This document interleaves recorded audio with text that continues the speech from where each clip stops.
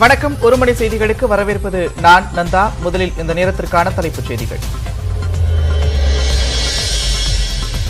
அரசு தொடக்கப்பள்ளி மாணவர்களுக்கு காலை சிற்றுண்டி திட்டம் வரும் 15ஆம் தேதி தொடங்கி வைக்கிறார் முதலமைச்சர் மு க ஸ்டாலின்.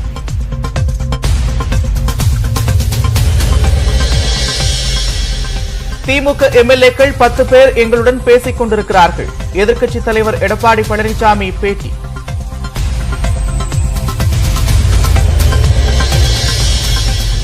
ஜூலை 11 நிகழ்ந்த மோதல் தொடர்பாக அதிமுக தலைமை அலுவலகத்தில் சிபிசிஐடி விசாரணை. கட்டட சேதம் குறித்து பொதுப்பணித்துறை அதிகாரிகளும் ஆய்வு.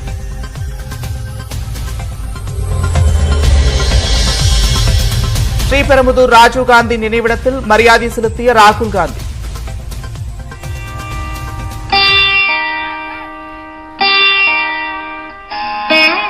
இவங்க சமையல் அறையிலேயே கிளவுட் கிச்சன் பிசினஸ் ரன் பண்றாங்க. தினமும் 4-5 மணி நேரம் எக்ஸ்ட்ரா வேலை பார்க்கறாங்க. மாசத்துக்கு 1 லிருந்து 1.5 வரைக்கும் சம்பாதிக்கிறாங்க. அவங்க கிட்ட நீங்க கத்துக்கணுமா? ஃப்ரீடம் ஆப்பை உடனே டவுன்லோட் பண்ணுங்க. சிறப்பு விமானம் மூலம் சென்னையிலிருந்து திருவனந்தபுரம் சென்றடைந்தார்.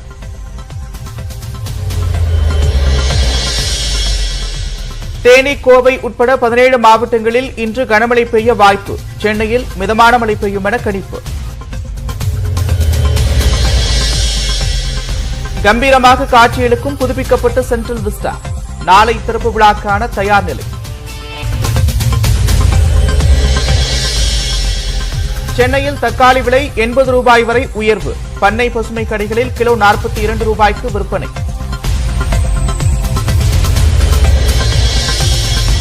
நாளை அதிமுக தலைமை அலுவலகம் செல்கிறார் எடப்பாடி பழனிசாமி. நிர்வாகிகள், தொண்டர்கள் திரளாக பங்கேற்க அழைப்பு.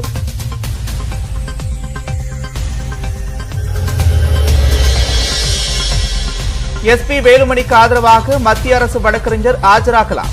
டெண்டர் முறைகேடு தொடர்பான வழக்கில் உயர்நீதிமன்றம் அனுமதி. கவுண்டன்யா ஆற்றில் தரைப்பாலம் மூழ்கியதால் குடியாத்தத்தில் போக்குவரத்து நெரிசல்.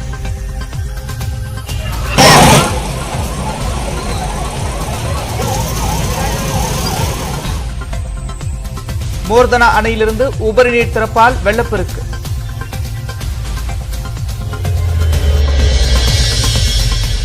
பெங்களூரில் கனமழை எதிரொலியால் முழு கொள்ளளவை எட்டிய கேஆர்பி அணை. 20,000 கனஅடி நீர் வெளியேற்றப்படுவதால் தென்பெண்ணை கரையோர பகுதிகளுக்கு எச்சரிக்கை.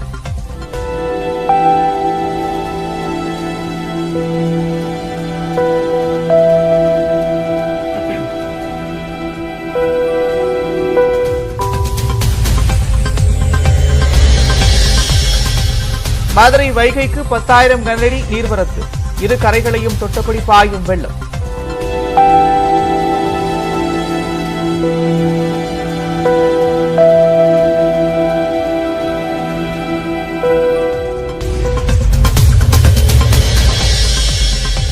டெல்லியில் ஜனவரி 1ஆம் தேதி வரை பட்டாசு விற்க தடை. காற்று மாசை தடுக்கும் விதமாக நடவடிக்கை.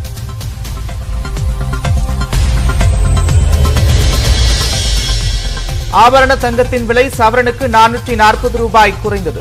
1 கிராம் 4,695 ரூபாயாக விற்பனை.